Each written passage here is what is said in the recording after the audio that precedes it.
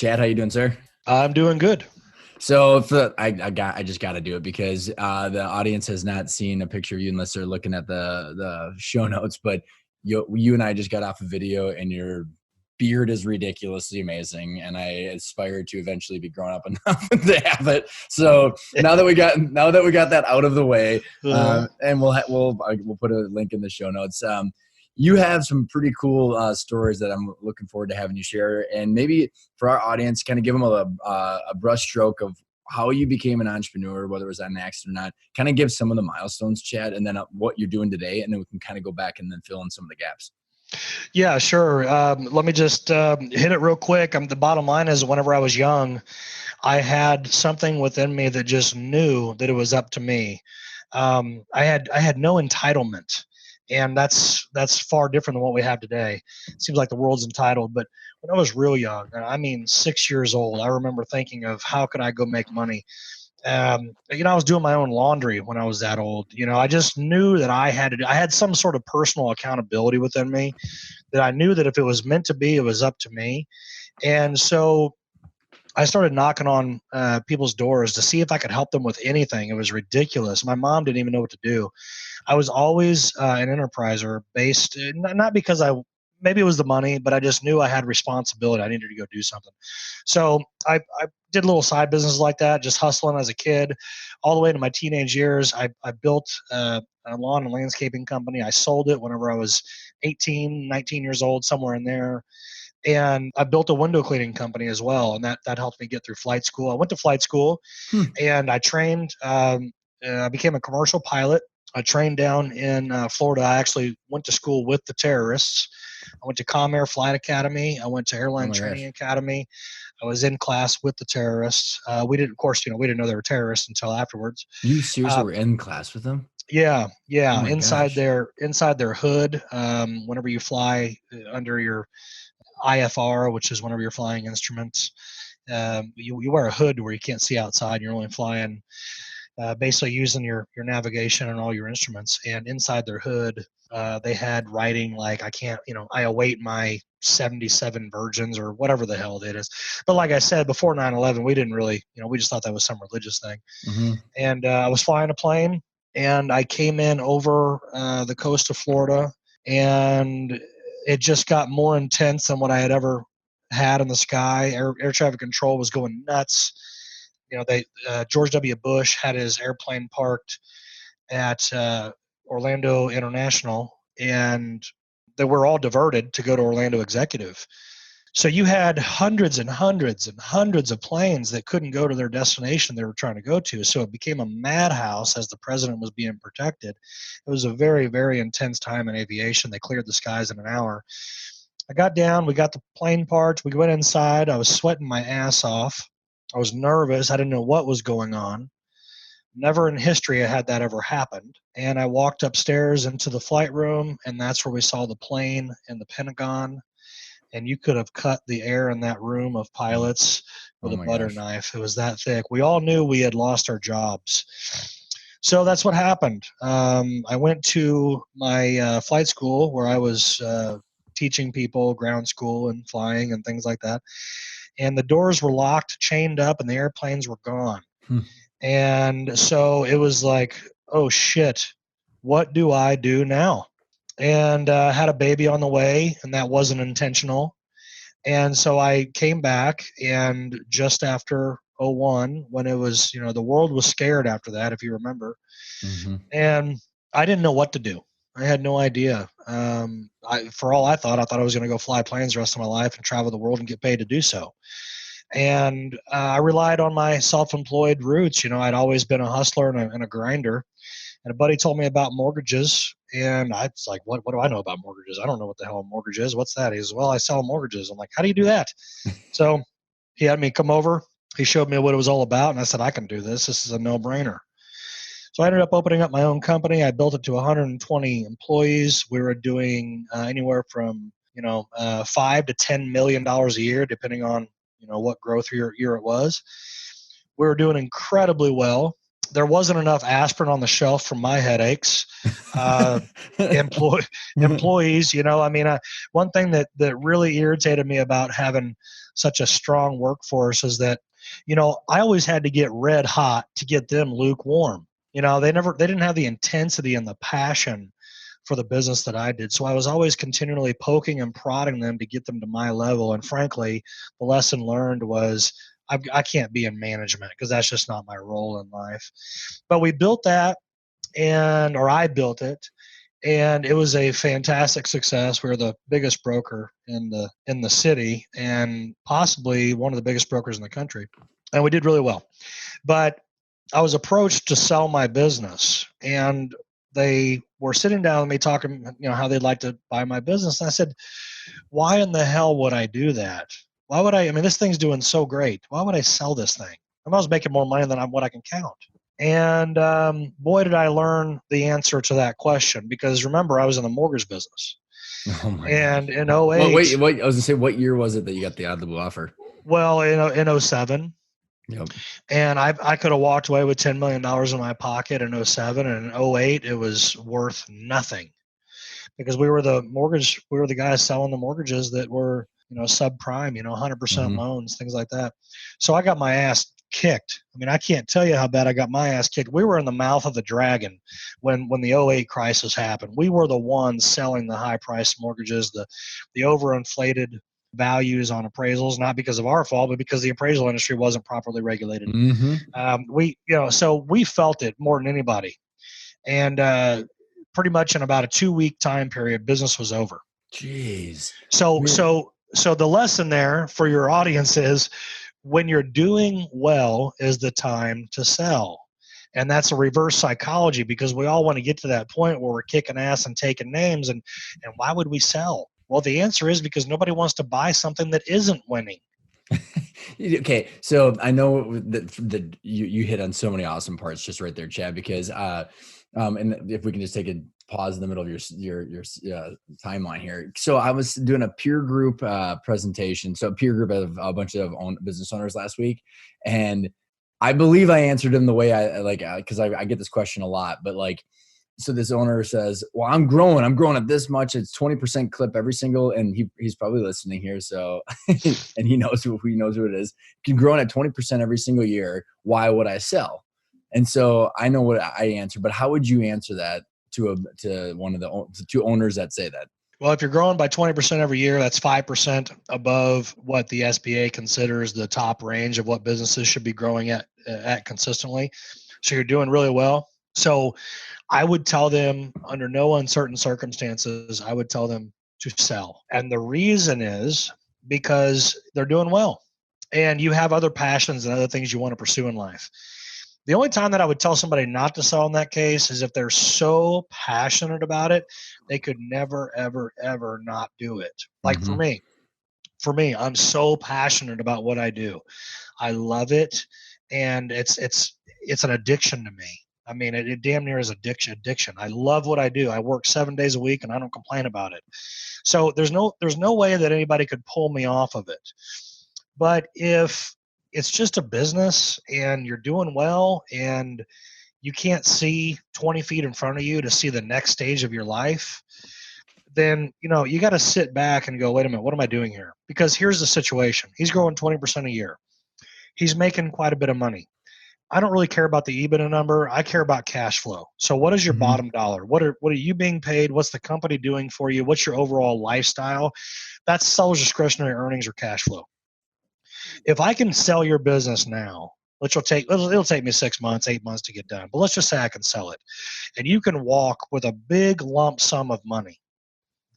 Let's say you have a bunch of dry powder to use now for another acquisition. I can give you a quantum leap jump. Quantum leap from where is that? So he's growing 20%. Well, that's great. Well, why don't we sell it for 4x his cash flow? Okay. I mean, so I can give him 400% growth right now. And then we can take only 10% of his earnings, 10% of his gain, and we can go buy him a business that's paying him 3 times what he's paying right now. So why get focused on that little 20% number? What's funny is that people, all of us know that if we go buy a house that needs carpet and windows and paint and, could use a new kitchen, and we know that going in there.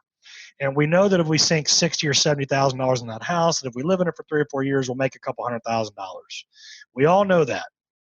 But when it comes to people's businesses, they get too emotionally attached to them. And they don't understand that if they were to sell and walk with a good amount of money, it only takes 10% of the purchase price to buy a business.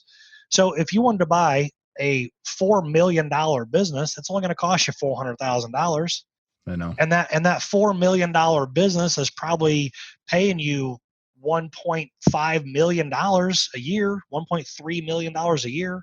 So I would tell the gentleman you're speaking about, I would tell him, forget about that 20% number. Let's sell. Let's give you a 400% growth real quick, or a 350% growth real quick. And let's take 10% of your winnings, 10% of your earnings, and go buy a business that's paying you triple. Well, Let's and take also, let's take a quantum leap together. That's what I I would like tell them. I like the quantum leap, because like, I mean, well, it's the same thing about a 1031 exchange. If you just reinvest, some of your proceeds and then leverage up again. And like, also, like, the concern was, well, I'm just going to keep making more money. And like, my response was, your growth is priced in to the price, right? Because if you all of a sudden you're flatlining, you're going to get a discount. So like, I mean, it's all relative, right? I mean, you're someone that's growing that far or that much, someone's going to pay more because of that, right? Versus like, I mean, so it's all kind of Well, it's price. going to be easier to get done at the bank, that's for sure. If you're showing 20% growth every year, be focused on 20% growth, but sell this current business and walk with a large amount of money. Let's then take that money, at least a portion of it, 10 or 15% of that.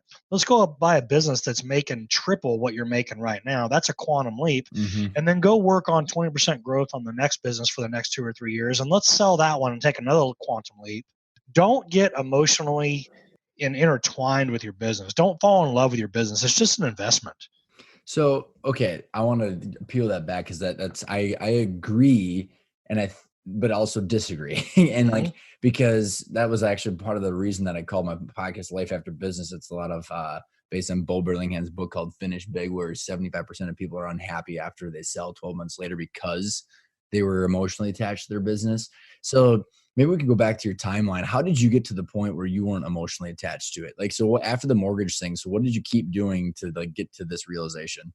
Well, the reason is you shouldn't, let's just say you're going to invest in the stock market. You can't be emotionally attached to those. You can't be emotionally attached to your investments in the stock market. So it should be no different in your life. You run a business, it's a living, breathing animal. You want to foster it, but you need to foster it knowing that it's for sale one day. How did I get there? I got there just because I built companies and sold them so many times. That was kind of already written in me. I wish to hell that I would have sold my company for $10 million back in '07, and I could have gone and just peeled $1 million off and gone and bought a company that was paying me a fortune, and done it again and done it again. What happened was that I got my ass kicked so hard in 2008 that I was starting from scratch again. So I built small businesses and sold them. It was no big deal. I built them, and in a couple of years, I'd show 2 years tax returns, sell them. And I did that so many times that, and by the way, along the way, other people were asking me advice. Hey, Chad, how do I do this? How do I do that? Next thing you know, I'm in the worst position possible, being a free consultant, a non-paid consultant. I can Right? relate to that. Yeah, you Yeah. sold your business. Can I have coffee with you? And next thing you know, you're like, oh my God, I got a bunch of shitty investments that people want to do, and I'm Right. not making any money. Right. So I started helping other people sell their businesses, and that's where the business was born, really. And if you want to know why I'm passionate about building and selling your business, it's because I've been there so many times. And like I said, I'm $10 million short, but I'm not really $10 million short because of my '07 blunder. I am probably $100 million short because of that one decision of not to sell. And not a week, not a day, but I would say not a week goes by that I don't kick myself in the ass for that, because it was $100 million mistake. It might have been a $10 million mistake in '07, but I could have taken so many quantum leaps with that money that it really was a $100 million fork on the road that I didn't take. Yeah, it's amazing. What's Warren Buffett's number one and number two rule? Well, don't lose money, and then number two, just look back to number one. It's so Right? true, right? Yeah. So what are the different business that you bought and sold when you said you're doing that every couple of years? What were Well, some? I didn't buy them. I never bought. I always built. Oh, okay. So Yeah. what were some of the companies that you built? Well, I built a software company right whenever '08 happened. I built a software company, an online portal for mortgage brokers to do credit repair for their customers, because in '08 everybody's credit went down the Yep. tubes, and you needed a way to help them. So I built a software that not only had the ability to fix their credit, but also had identity theft protection built in it with the three credit bureaus. I built that company and sold it. I built a contracting company and sold it. I also wrote a book called From Blue to White, basically teaching a working man how to build their business from basically a shoestring budget to making six figures. And that book was recognized by Scott Alexander of Rhinoceros Success. And he gave me a beautiful forward in the book. I'm very, very proud of that. And if a guy were to really, read the book and want to take action on it, he could go from zero to making $100,000 a year, just average Joe, Joe Sixpack. I wrote that book. I built another contracting business and sold it. I've just done that repetitively. I mean, I wouldn't want to go into all the different businesses because it kind of become monotonous, but that's all I've really done is find something in the market that the market needs, but it's not being fully fulfilled. Build it, do the marketing, hire the people, do your branding, go to the market, win for a couple years, show your growth, and sell. That's all I've ever done really since I was a kid. But I had a short stint there, 6 years where I was doing really well in the mortgage business, and I didn't sell, and I'll never be in that situation again. So why were you building from scratch and then selling? Was it just trying to build that snowball of cash and capital versus doing the 10% down and then buying? So I interviewed Walker Dybel on my show. He's got a book called Buy Then Build, and his first sentence is, "Don't start a company that's dead," because there's Well, so many. no, he's right. I agree with him. I agree with what'd you say his name was? Walker Dybel. Okay, I agree with Walker, and I like his name. I know, Um, right? yeah, Texas Ranger. he's got a badass name, but no, I agree with him. And the thing is, though, it depends on your circumstances. It also depends on timing. You got to remember, back in '08, I mean, banks got so tight, it was impossible to get a loan done, number Right. one. Number two, I had gotten my ass kicked and bad. I mean, I had five leases. My monthly nut to crack was, I don't even know, man, but I'm going to say $160,000 a month just to pay for my basic overhead. I mean, just to Hmm. keep my staff going, keep my leases going, the phones, everything. It was an enormous expense, and all of a sudden, I didn't have the team to do it anymore. We lost our products. Oh my So gosh, I ever just in saw about a you. week or two, it was just over. It was like somebody shut off the light switch. It was dark, and so I wasn't in a position to go buy at that point. Yep. So that goes to a different conversation. I mean, what do you do when you can't go buy a company? Well, then you build one. But I agree with Walker in that you buy one, and what happens is whenever you buy one, you mitigate so much risk because there's builders and there's operators. And if you can buy a business that's already gotten past the hard parts, and the seller of it has already skinned their knees and taken a couple jabs to the face and gotten their ass kicked a few times and they're still surviving, then your chances of that business that you buy is going to be so much higher. In fact, only 1 in 72 SBA loans go bad. So I mean, it's pretty safe. I've never heard that said. Yeah, one That's in amazing. 72. Yeah, and that's not across the board, but the banks that I work with, that's the number. It's 1 in 70, 1 in 74, 1 in 70. That's what you'll hear, Hmm. from the banks. And so it's a pretty tried and true deal. If you buy a business, pretty safe investment. Building a business, it takes a lot more grit, determination, and fire in the belly. And stupidity. Yeah, yeah, Trust me, I'm in that category, man. just pig-headed, man, just going after the goal every day. Yeah. So Chad, with all the companies that you've sold, and also as being a broker now, what are some things that you're the comment, we talk a lot about the pitfalls and then buying to sell or building to eventually sell, or all the, like, kind of what are you probably got some kind of constant soapbox that you get on, that's the stuff that is like repeat stuff that you keep saying? What are some of the things that you see? Well, I tell people this: where there's no passion, there's no profit. So if you're gonna run a business, you better be passionate about it. I see people come to me and they're entertaining selling. Again, remember, most people are too emotionally attached to their business. They couldn't ever imagine letting it go because this thing's really winning. To me, it's like sitting in front of a slot machine that hit, and now you just think it's going to keep on hitting. To me, it's ignorant. If you're doing well, it's the time to sell. If you're not passionate about your business, then I'll see it in the profit and losses. So what I would tell people is run this business as hard as you can, put your foot on the throttle, work your ever loving ass off. Don't quit. Just do whatever it takes to build this thing. And, because what else are we going to do?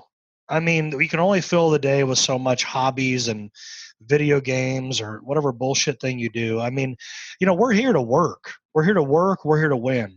So work as hard as you can on building that business, knowing that you're going to sell it. Have an exit strategy in place. Well, exit strategy is a term that's thrown around all the time, but how about this? Let's simplify it.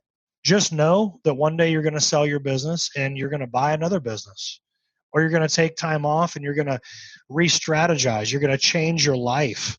I went from having 120 employees to having one employee. I can't tell you how much of a lifestyle change that was. I was so tired of having 120 employees. It was beautiful to go down to one employee. So it's not all about the money. It's not all about those kinds of things. It's a lot of it is lifestyle. And a 20-year-old and the heart of a 20-year-old is a lot different than the heart of a 50-year-old. Mm-hmm. Your heart changes, your life changes, your needs change, your passions change, even where you want to live, the things you want to do. Maybe you want to avoid the winters. All sorts of things come into play. Oh, you have a child. Well, now you have a grandchild. Our lives are continually changing. So if you think that being in this particular business that you're in is going to stay static, you're wrong, because your life isn't static. Things are going to change. So Yeah, that was very. I want to put an exclamation point on everything you just said there, yeah. because I've been there. Well, I've been there, but then also I watched my dad go through it. Mm-hmm. Like the emptiness that he had in his eyes when he just like he got to the point where he's like, if I have to talk about another effing copier one more time, you know what I mean? Like he was so sick of it all, Yes. all of it, and like Yeah. To continue on that, Chad, is like I have interviewed entrepreneurs and I have gotten there where like you get to the point where like because entrepreneurs kind of get to do what they want and they take crazy risks to be able to have that kind of freedom, that when people don't want to do something, it's like it's all over. And like that's why I love how you said that when there's passion, if you don't have the passion, you can see it in the profit and the P&L. Is the moment that people wake up one day and they say F this, like it feels like a noose, and they have to like, and I've so many people I've interviewed that just like I have to get out of it, and at that point the value is gonna be so much, it's so much less. So like, well, let's talk about love and hate real quick, because what you just talked about is love and hate. Let me tell your audience this: you have to absolutely love what you do to do well at it. And that's great. So if you're excited about this business you're in, and you're excited about the next business you're going to be in, or you just bought this business, or you're just building this business, I want you to be roughly 5,000% excited about it. And I want you to love the shit out of what you do. But listen, it's not always going to be that way. If it's okay, it's no different than the first car you bought. Why are you not waxing that car and driving it around town and taking it for a joyride? Things change. Why aren't you with your first girlfriend or your first boyfriend? Things change. But whenever, I want you to love this thing to death, but whenever you're ready to sell, I don't want you to hate the business. I don't want you to get that far. I want you to love the business and nurture the business, and I want you to sell when you're doing well while you still have some passion left in you. Because as soon as hatred starts to come into the equation, like you mentioned your dad, mm-hmm. As soon as hatred comes into it, I can guarantee you without a shadow of a doubt that he was ready 3 years before hatred set in his heart. I would even say 7 or 8. I mean, I was the window, and I wasn't window dressing because I was the passion torch, right? That was the one that was in there hoorah and then taking the blows and being okay with it because I was young and energetic and passionate. like Right. that was, but otherwise, you're right. I mean, there would have been times where he would have just said, "Just get me out of this." So this is important for your audience, though. The love has to be there. The emotional attachment has to be there until you've lost enough passion for it, and you have to sell it when you're doing well. And you don't wait until you're hating it. Now, here's what happens. People contact me and they say, Chad, I want to sell my business, or I'm thinking about it. I don't, and this is a broad Yeah, brush statement, but I'm telling you, every single time that they call me, I know without a shadow of a doubt it's a they mess. were ready 2 years ago. It's so They true. I Yeah. talked to a private equity firm. I had lunch with this guy who's a friend of mine a week or two ago, and he said the people that call me, it's too late and it's a disaster. The people that are like viable targets to buy, they're the ones out on the golf course kicking out cash. But there's like, where do you think there's so few people that intentionally start working on it 3 years in advance? Yeah, just like I said, I mean, do a gut check. I think we all do this in every area of our life. I think, if you're getting chubby, you're like, man, I better get in the gym, or I better ease off those donuts. Or, if things are getting stale with you and your wife, or with you and your husband, you gotta, do something to spark it up. Buy a gift, go out, do dinner. Keep that passion alive, whether it be, in the bedroom, same thing. If you're having a disconnect with your child, you've got to do something with sparking that up as well. We all do that, but there's something psychologically different about a business, is that we get so gripped with it that we don't know that whenever things aren't going great, we got to realize that the passion is not there anymore, and you've got to get it to somebody else that can foster it to a better health. I tell people this: one of the greatest things about the United States is that every 4 years or 8 years we have the possibility of a new president, and that president brings new vigor, new energy, new power. It's a revitalization of the country every 4 to 8 years. And that has been maybe the magic ingredient of the United States staying as powerful as it has for so long. And if you were to, let's just say that George W. Bush was still in office, it would be terrible, because he would be so sick of it, he wouldn't care. And the fact is that a new guy had to come in, and you have to run your business with that same mentality. So I agree with you, and wholeheartedly. But also, I the challenge, and especially kind of in the middle to Main Street, call it the million to, what is it? You sell $1 million to 25, $30 million Well, I go companies. higher than that. But the fact is, 1 million to 25 million is most of the market. It's 95% of the market, right? And so Yeah, like, yeah. and so herein lies the challenge that I see, Chad, that I want the listeners to continue to digest, is that, so let's say I'm that person, and I'll kind of run a scenario by you, and tell me what your thoughts and feedback or advice would be for a person like this. So like, okay, let's say I'm running a $5-10 million company, and because not only is it, I had the passion, I had the energy, I've got my clients, customer, and all this stuff, I'm growing and growing, but then also I'm using the distributions to fund a lifestyle. And then all of a sudden I run, and you say it's a 4 multiple, you pay down taxes, do all this stuff, and I freak out because not only am I emotionally trapped in this company that I don't want anymore, but now I'm financially trapped because of the distributions, and I haven't decoupled the fact that this is an asset and it's not just an income. How would you, what do you see? Do you see that happen a lot? What are your Yeah, I thoughts? do. Yeah, I do. I've got one right now, and thank God he's a smart guy and he understands the psychology of this. He's got other things that he's got his eye on. He's got other dreams and passions and interests, and he's going to walk with. Oh, I don't know. He'll probably walk with $3 million out of the acquisition, and he would like that to be much greater, obviously. But I'm helping him as a broker to understand that, listen, man, this isn't the end of your life. This isn't the last stop. So let's walk with 2.8 or 3.2 or whatever he ends up walking with, and let's talk about the next chapter. Hey, let's forget about that to really is let's not focus on this thing like it's the last stop, end all, be all. It really is, selling your business is really a springboard to advance the next chapter of your life. And I've seen people take quantum leaps. And That's if for you get, people that are younger though. Like, I mean, like think about like if the average age of these companies, Chad, is in their 60s, like you don't have the chance for a quantum leap. And then not only oh that, no, that's not true. I took a guy at quantum. Okay, there was a guy that this was about a year ago. okay. He's 74 years old. Yeah, I love it. I sold his business when he was 72. He called me back and said, Chad, I'm bored as hell. Because, this is for your audience. Retirement is man-made bullshit, you all. It That's doesn't yeah. work. And if anybody knows that it doesn't work, it's me. Because I've never retired anybody. A 72-year-old man, he went and got new golf clubs, and he got this really, really nice golf cart. It was like a golf cart on steroids. It was really neat. He sent me pictures of it. It had big radio system and it had lights and all this other stuff.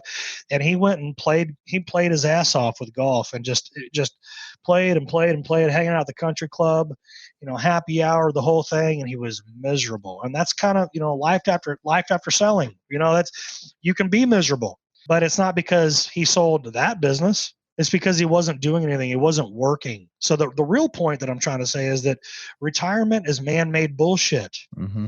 Okay.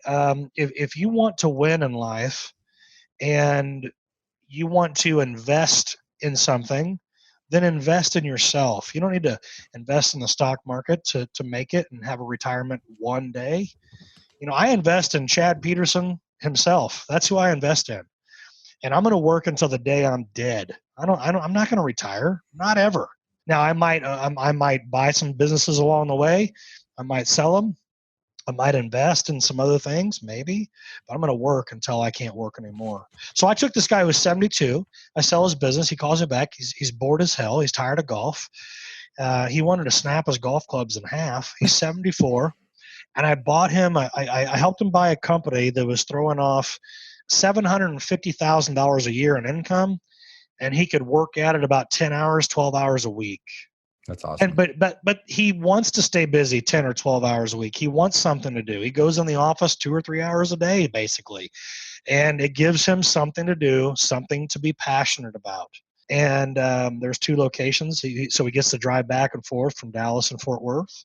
So it gives him something to do. We need something to do, if that makes sense. So no, I think you're right. I think I would agree with a lot of that, especially on the retirement. The point of the podcast title, Life After Business, you got to have a purpose. And I think, and yeah, totally agree with everything you're saying. I think the biggest challenge that I see, and I think you have, I don't know if one of your books is talking about it, but like when you watch it all come to a head where the amount of lost or unharvested value is when someone is burnt out, the hatred comes, they're financially locked into their business because they've been using the distributions to overfund the lifestyle. They didn't know what the company's cash flow was. They didn't know what it was worth, and they're super trapped. I mean, I don't know. Like it's devastating. Well, if you're living out of the company, you're not showing your earnings. You're not paying your taxes. You're not going to get the reward that you want whenever you go to sell. But that's easily fixable. We can run it for another year as long as you're not too burnt out. We can get those numbers up and get you a good value on the exit. What are some of the things that you're seeing in the like potential buyers that are out there? You're seeing like with all the different kind of transactions. I mean, what are some of the things that you're seeing in the marketplace right now? But as far as types of businesses, types of businesses, the ones that are selling. I mean, you watching the ages go up, and then like in the marketplace, I've just watched it. I watched Chad. Where like you had the couple million to 20-30 million dollar range. I mean, you have there's only so many buyers. Private equity can't come down too far because they don't know how to run companies if they've not, as in like they're mainly, investment managers and financial engineers. Some of them come down and actually understand how to operate. Then you've got the SBA mechanisms for financing of the kind of the companies you're talking about. I start to see a challenge of the amount of buyers that can come up and actually take over and start running these companies, and the amount of sellers that are going to come to the market. I mean, there's stuff. Well, you can go conventional. You can go conventional with a lot of banks and get around the SBA because SBA doesn't go that high in value. So with a conventional loan, we can come in with 20%. Like I said, there's a lot of buyers out there. There's a ton of money out there. To answer your question, I would say that service businesses are not as desirable anymore because of two reasons. Number one, a shortage of labor. But if you look at the unemployment numbers, that doesn't make any sense. I mean, everybody's working, and there's still a shortage of labor. And the fact is that there's not a lot of people out there that want to work hard anymore, and that goes into a different conversation of the millennials and who really, really, no kidding, wants to work their ass off anymore. The pool is dwindling. Okay, the snowflakes, the millennials, they don't want to work like the men of World War II generation. It's a different generation of men out there. So the service businesses are not bringing in as high of a value, but one thing that has really skyrocketed as far as businesses in the marketplace that are more desirable and people are after them and people are selling them is manufacturing, because Donald Trump has been pushing U.S. made, and it really has turned. And I think the most desirable business to be in now is manufacturing and distribution, and that's what we're seeing a lot of out there. So in that light too, as when you talk about quantum leaps, you know, are you watching, or is there people coming to you that are looking to acquire, to bolt on, to build the value of their business? I mean, are you seeing any interesting up and down the supply chains, or different geographic areas, or? Well, I mean, people are looking to own a new business. I'm not getting a lot of mergers right now, if that's what you're asking. I mean, Mhm. they're looking to either nurture one business, go big and buy a big manufacturing or distribution business, or they're looking to add to their existing wheelhouse. So if one complements the other, there'll be an acquisition made, so they can grow but expand within their own wheelhouse. I'm seeing a lot of that. But most of the time, I'd say 90% of the time, people are looking to sell their existing business and go to a much larger paying business that's going to give them lifestyle. Why don't you expand on that? What do you mean by that? What, as far as lifestyle? Yeah, yeah. Well, like I said, when the passion starts to wane, it's time to sell. Well, a lot of that is not tied to the dollar figure. You're not going to Mhm. lose passion because of what it is or what it isn't paying you. It's more than likely that you're tired of a certain thing. Mhm. Maybe you're tired of a certain industry. Like you said, your dad, if I have to talk about one more effing copier, there's a lot of that. Mhm. It's just they're tired of that one thing and they want to move on. I Um, have a friend that was like, he owns a software development company. He's like, if I grow this thing twice as big, the problems are just twice as big, and it's the same problems. Not exactly. I agree with him, but not exactly. Here's the thing. I took a guy. We sold two of his businesses. We got him into a business that he paid through the nose for, but he wanted lifestyle. He wanted to travel. He wanted to work from a laptop and a cell phone, and he paid way too much for the business, but he didn't care. He wanted it. And the reason he wanted it is because he didn't want to he has remote employees. He also uses Mhm. contract help 1099, through yep. yeah, well, through some of the like the Upwork sites and Mhm. things like that. And so he kind of outsources his help now and works from a laptop and a cell phone. And he couldn't be any happier. And how long will that last? I don't know.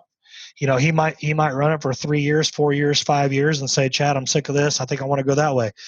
And I'll sell his business for him. So people need to be tuned in to your original question. You need to be tuned into that. Are you passionate about what you're doing? Are you excited? Because if you can take that passion and excitement to a new business, it's almost bound to thrive no matter what it is. So, which, yeah, well said. If you were to go back, as we're kind of wrapping up here, Chad, if you were to go back to yourself and give yourself some advice while you're slinging mortgages, that knowing what you know now, what would be the little bit of advice you'd give yourself? Number one, I would have been prepared to sell. Number one. Number two, I would not spend the kind of marketing and overhead dollars to have a larger fire breathing dragon of a corporation that I had. I would rather I would rather have an army of generals. I'd rather have 10 generals than 120 soldiers. So I would rather spend the marketing to keep 10 good, solid employees well fed and maximize their performance and their potential than I would go for quantity and have 120 employees, whereby the 80/20 rule was so prevalent Hmm. within my organization. I would rather have 10 solid guys that I invested in, maximize their potential, maximize their performance, maximize the company profit while reducing the overhead. and creating a better lifestyle for me by shaving 100 employees off of the table. And let's just say each employee gave me 5 headaches. Well, do the math. That's 500 less headaches a month. That's 6,000 less headaches a year. So I would run a tighter ship, fewer employees, higher profit. That's what I would tell myself back So if I was to my yeah, younger self. Yeah. that's good advice. And how about for someone that is kind of just looking up right now, owns a business, isn't as passionate, but isn't full of hatred, and has like a timeline of 1 to 3 years? What would be some of the takeaways you give them? The takeaways I would give them is show your earnings. It is easy as a self-employed guy to live through the company, cheeseburgers and beer on the credit card and call it operational expense, go to Vegas, have fun, call it operational expense. It's easy to do that, but show your earnings. The reason you want to show your earnings is because whenever you contact a guy like me, if you've shown the numbers, I can get you maximum value. And know what you're doing. Look what you did last year. Know what your business is worth last year. Know what it's worth this year. Keep your pulse on that. Because when you do finally walk in your office and somebody says, so-and-so did X, Y, Z, and we're screwed, you're like, you know what? I'm done with this business. I want to sell it. Then you know exactly what you're looking at. Stay in touch with a competent broker. I for your audience here, just so they understand me, I've been ranked top broker in the country, and my reputation is that I'm going to tell you exactly what it is, and not what you want to hear. And there's value in that because not all brokers are created equally. In fact, I don't have a lot of respect for brokers in my industry. And I think that's why I do so well, is because I do it just a little bit differently. But you want to get with a competent broker, somebody will tell you exactly what it's worth, not an inflated number. Because a lot of these brokers are going to tell you what you want to hear because there's no downside to them. It's all upside. When they sign you up to sell your business, they have nothing to lose and everything to gain. But if you're not careful, they'll tell you an inflated number or something that really makes you happy, and it might not ever happen. So I tell people exactly what their business is worth. I don't fluff it up at all. Sometimes people don't use me. They go to another broker because another broker says, well, yeah, I can get you a higher number. Well, guess what? They come back to me after it doesn't happen. Yeah. And now they're a year now they're veering into that hatred spot. They've lost the passion. They're sick of it. They fall in my lap and they're like, hurry, sell this thing. We're done. Well, it doesn't work like that. It's still going to take me 6 or 8 months, and you're still going to have to transition with the new owner for another 3 months. So you're another year into this, and they're like, "Oh God," You just summed that up pretty well. Yeah. Yeah. So I appreciate that, but that's exactly what happens. Know what your business is worth. Stay in contact with a good broker. Keep your pulse on your passion. Know whether or not you're getting tired of it, and the day you are tired of it, know that you're at least a year past your expiration point. Very, very like exclamation point on that. Right. Yeah. For the people that do want to stay in touch with the broker, want to, get more information from you, what's the best contact information for you? Go to petersonacquisitions.com and contact me through there, or my cell phone number is 913-207-5895. That's 913-207-5895. Text me, call me. I work 9 days a week. I love what I do. And call me anytime. I mean, call me at 9:00. See if I'll answer. I probably will. I love what I do.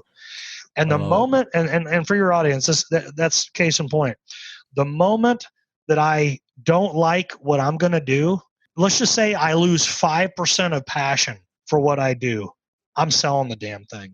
That's so true. I mean, you know what? It's just a fun small story about that right before we wrap up is I was talking to this gentleman. He goes, he for years, decades, and this stuck with me, Chad, forever. He's like, you know what? I was so excited to get to work and get there. He was on, total autopilot, and he'd always jump out of his car. And one day he got into the parking lot and he went to get out and he was still buckled in. And he was and he goes, I'm done. Cause it was he'd never done, cause he was so not in it that it was just it was that one specific action that he was just holy shit, I'm still buckled in. I'm not jazzed about this. Right. I'm that's such a great story. If I lose 5% of passion for what I'm doing, I'm looking at selling. And I would tell everybody that, there's no reason this world, we live in the most we live in times of abundance, and these cell phones are absolute weapons.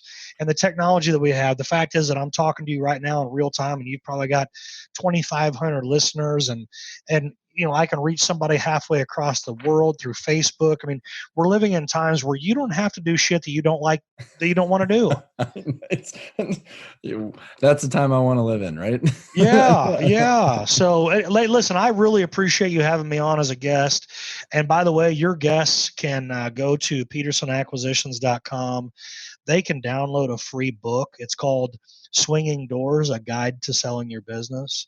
If you're not a reader, you want to just skim through it, that's fine too. It's only whatever it is, 80 pages, but it's really meat and potatoes of selling your business.